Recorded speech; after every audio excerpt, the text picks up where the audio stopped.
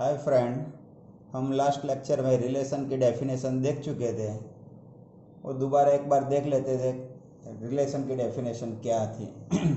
तो A relation R from a non empty set A to a non empty set B is a subset of the Cartesian product. Means A cross B के जितने subset possible है वो सारे subset को हम relation बोलते थे। फिर ऐसा भी देखा था कि ये डायग्राम में ए के साथ वन एसोसिएट है, मीन्स ए का वन के साथ रिलेशन है।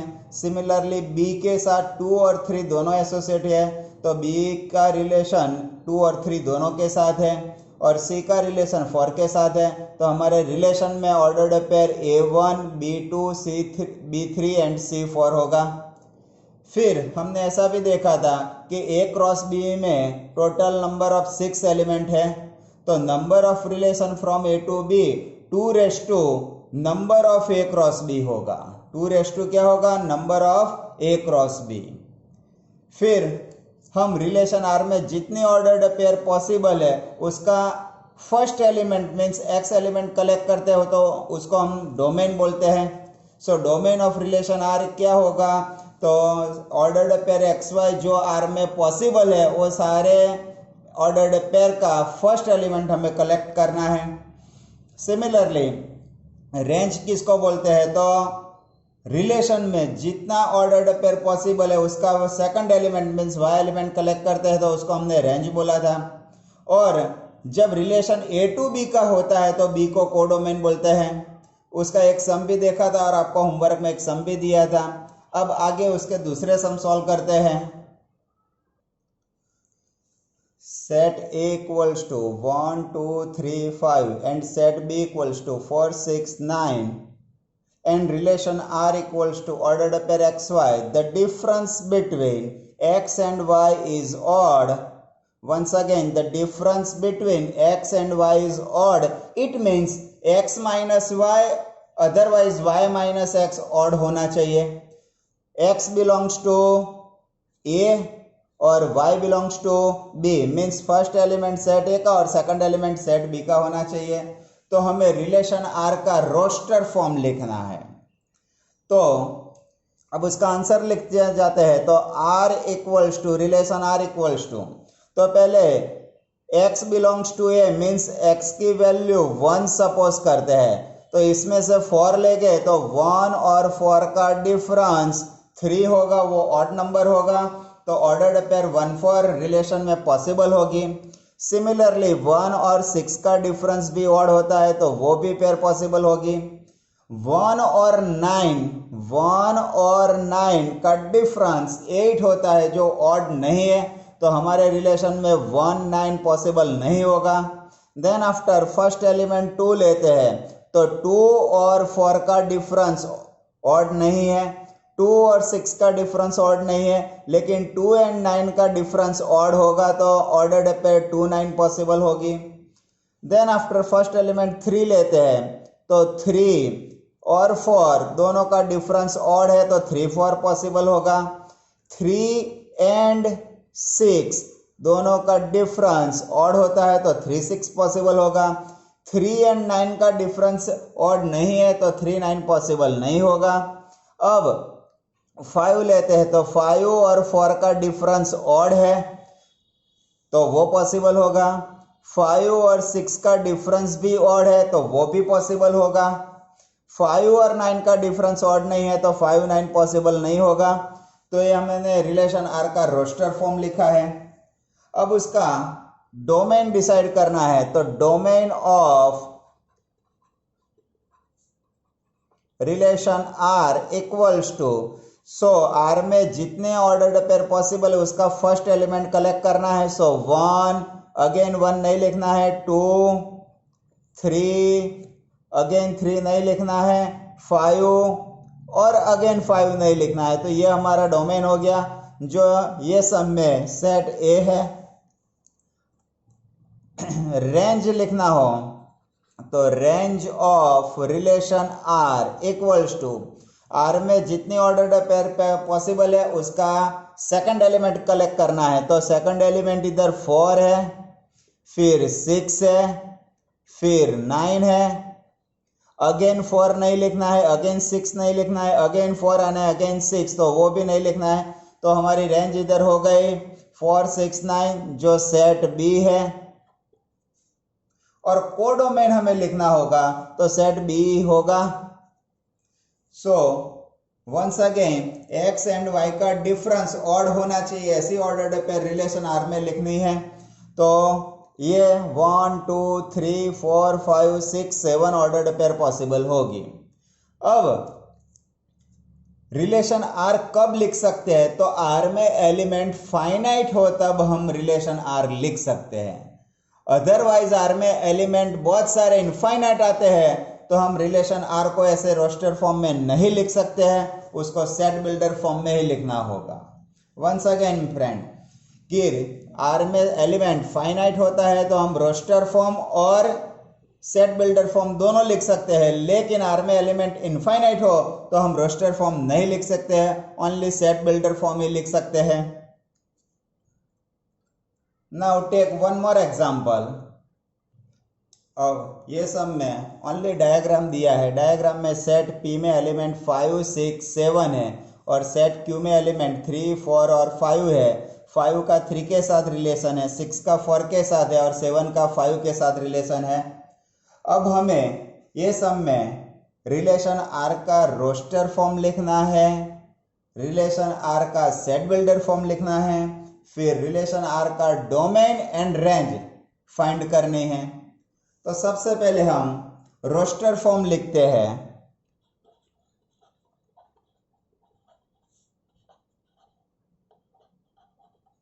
तो रोस्टर फॉर्म में रिलेशन आर क्या होगा, तो 5 का 3 के साथ रिलेशन है तो 5 3 पॉसिबल होगा, 6 का 4 के साथ रिलेशन है तो 6 4 होगा और 7 का 5 के साथ रिलेशन है तो ऑर्डर्ड पेयर 7 5 पॉसिबल होगी। तो ये हमारा रोस्टर फॉर्म हुआ।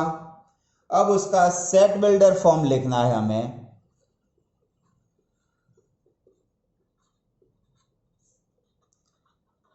तो सेट बिल्डर फॉर्म लिखने से पहले हम रोस्टर फॉर्म में जो लिखा है ऑर्डर्ड पेयर उसका थोड़ा ऑब्जर्वेशन करेंगे। तो इसमें ऐसा ऑब्जर्वेशन सारे तीनों एलिमेंट में ऐसा होता है कि x एलिमेंट y एलिमेंट से 2 यूनिट ज़्यादा है, मीन्स x की वैल्यू y से 2 ज़्यादा है। तो हम ordered pair xy where x equals to y plus 2 where x belongs to set P and y belongs to set Q। तो ये हमारा रोस्टर फॉर्म हो गया। मित्रों रोस्टर फॉर्म एक नहीं होते हैं, बहुत सारे हो सकते हैं। अभी ये केस में मैंने x equals to y plus 2 लिखा। कोई स्टूडेंट ऐसा लिखता है कि नहीं सर मेरे को y equals to x minus 2 लिखना है, तो वो भी पॉसिबल होगा। Once again y equals to x minus 2 भी रोस्टर फॉर्म पॉसिबल होगा। अब उसका डोमेन डिसाइड करना है, तो डोमेन ऑफ रिलेशन आर, तो रोस्टर फॉर्म में जो फर्स्ट एलिमेंट था वही हमारा डोमेन होगा। तो 5 6 7 मीन सेट पी होगा। Range of relation R equals to, इधर रोस्टर फॉर्म में सेकंड एलिमेंट कलेक्ट करने हैं तो 3 4 5 जो हमारा सेट क्यू है।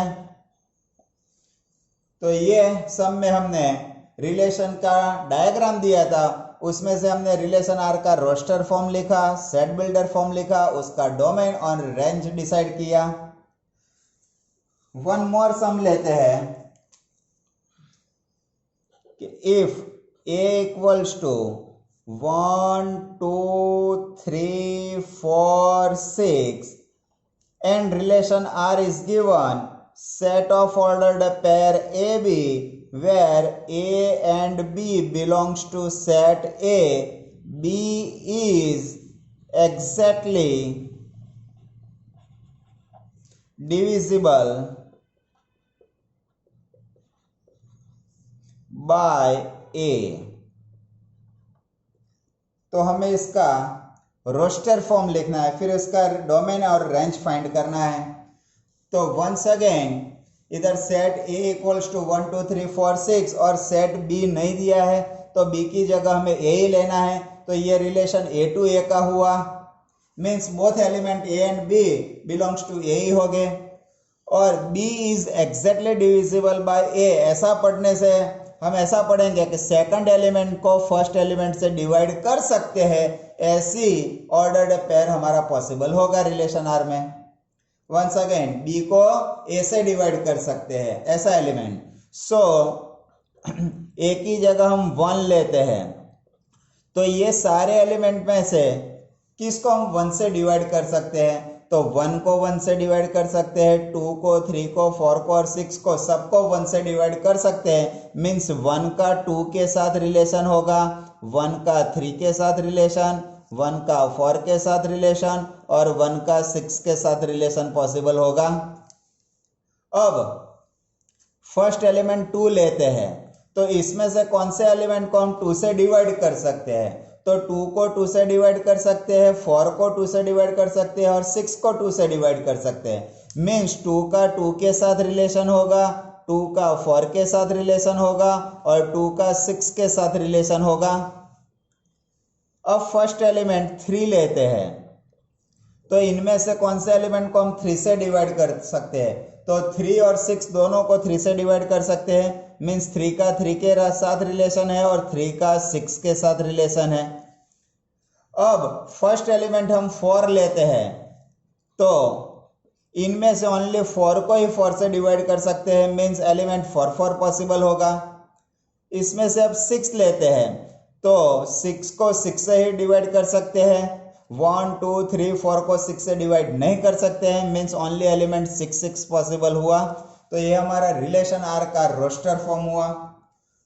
अब हमें इसका डोमेन डिसाइड करना है, तो domain of relation R equals to first element collect करना है, तो 1 2 3 4 एंड 6 होगा, 1 2 3 4 एंड 6, सो हमारा सेट A ही होगा। रेंज फाइंड करनी है,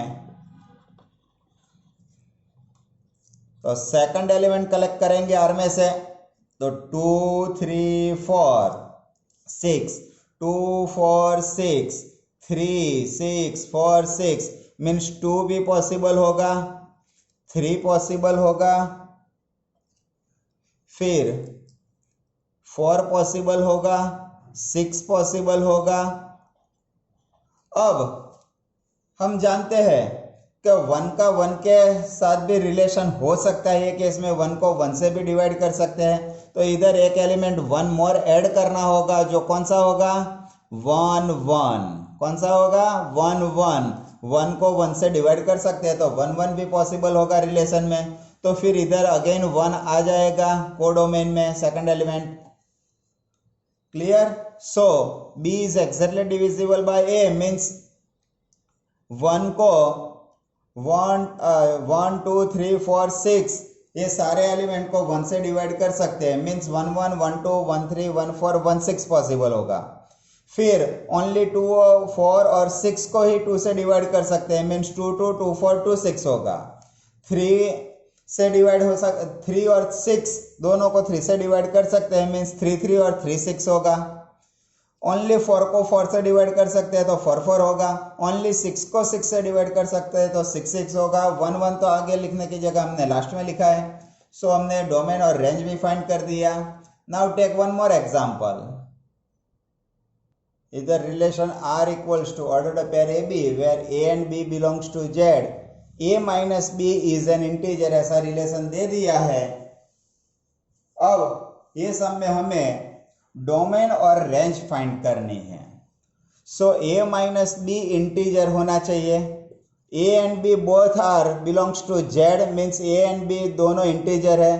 तो हम जानते हैं कि if A and B both are integer, then A minus B is also integer, ऐसा लिखो। अदरवाइज हम ऐसा भी लिख सकते हैं कि A minus B belongs to Z होगा, मीन्स Z के दो एलिमेंट का डिफरेंस भी Z ही होगा और वो इंटीजर ही होगा। मीन्स हम ए और बी की वैल्यू क्या ले सकते हैं, तो इधर दे दिया है कि ए भी जेड हो सकता है और बी भी जेड हो सकता है। मीन्स फर्स्ट एलिमेंट जेड के है तो हमारा ये केस में डोमेन जेड होगा, सेकंड एलिमेंट भी जेड का ही है तो ये केस में रेंज भी जेड होगा। फॉर इलस्ट्रेशन हम 2-3 एग्जाम्पल लिख सकते हैं ऑर्डर्ड पेयर में। सपोज आर हम इधर लेते हैं कि इधर -3 लिया और इधर 1 लिया, तो ये दोनों का डिफरेंस इंटीजर ही होगा, तो -3 1 पॉसिबल होगा। सपोज -2 0 लेते, ये दोनों का डिफरेंस भी इंटीजर ही होगा। सपोज 1 -5 ये दोनों का डिफरेंस भी इंटीजर होगा, तो ये भी पॉसिबल होगा। सपोज 0 9 ये दोनों का भी डिफरेंस इंटीजर है, तो ये भी पॉसिबल होगा। तो हम ऐसे देख सकते हैं कि ऐसे बहुत सारे एलिमेंट आ सकते हैं, इनफाइनाइट एलिमेंट आ सकते हैं। मीन्स हमें इसे रोस्टर फॉर्म में ऐसा नहीं लिख सकते हैं, ओनली अंडरस्टैंडिंग के लिए लिखा है हमने। लेकिन हम ऑब्जर्व कर सकते हैं इधर के फर्स्ट एलिमेंट नेगेटिव भी हो सकता है, 0 भी हो सकता है, पॉजिटिव भी हो सकते हैं। मीन्स फर्स्ट पोजीशन पे एनी इंटीजर आ सकते हैं। मीन्स हमारे केस में डोमेन होगा, domain of relation R Z ही होगा, set of integer. Second element positive हो सकता है, 0 हो सकता है, नेगेटिव हो सकता है, तो सेकंड एलिमेंट भी एनी इंटीजर हो सकता है। मीन्स ये केस में हमारी रेंज ऑफ रिलेशन आर वो भी जेड होगा, एनी इंटीजर। सो हम सिंपली ऐसा बोल सकते हैं कि दो इंटीजर का डिफरेंस भी इंटीजर होता है, तो दोनों वैल्यू ए और बी दोनों इंटीजर ही हो सकते हैं। मीन्स फर्स्ट एलिमेंट भी इंटीजर, सेकंड एलिमेंट भी इंटीजर, मीन्स डोमेन भी जेड होगा और रेंज भी जेड होगी। Now take one more example. Set A में 3 element x y z and set B में 2 एलिमेंट 1 2 दिया है। अब हमें क्या फाइंड करना है, तो नंबर ऑफ रिलेशन कितने पॉसिबल होंगे ए टू बी का, फ्रॉम ए टू बी का नंबर ऑफ रिलेशन कितने पॉसिबल होंगे वो हमें फाइंड करने हैं। सो हमारे केस में नंबर ऑफ ए मीन्स ए में 3 एलिमेंट है, नंबर ऑफ बी में 2 एलिमेंट है, तो number of A cross B में number of A into number of B means 3 cross 2 6 element possible हो गए। So number of relation from A to B equals to 2 raised to number of element in A cross B means number of element in A cross B are 6, so 2 raised to 6 possible हो गए and 2 raised to 6 equals to 64, तो ये case में total 64 relation possible हो गए। अब आपको homework में 2 सम देता हूं। So first sum में relation r equals to x plus 5 where x belongs to set 0 1 2 3 4 5 given है। हमें डोमेन और रेंज फाइंड करने हैं, तो उसके लिए पहले हमें रिलेशन का रोस्टर फॉर्म लिखना होगा। रिलेशन का रोस्टर फॉर्म लिखने के लिए फर्स्ट एलिमेंट 0 1 2 3 4 5 पॉसिबल होगा, तो 0 इधर x की जगह 0 लेते हैं तो 0 5 1 एलिमेंट होगा, फिर 1 6 होगा, 2 7 होगा, 3 8 होगा, 4 9 होगा और 5 10 होगा। सो इतनी ऑर्डर्ड पेयर रिलेशन में पॉसिबल होगी। फिर बाद में आपको डोमेन और रेंज लिखना तो आता ही होगा। सेकंड सम में क्या दिया है, तो relation R equals to x cube where x is a prime number less than 10, उसको हमें रोस्टर फॉर्म में लिखना है। सो हम जानते हैं कि प्राइम नंबर कौन से है, प्राइम नंबर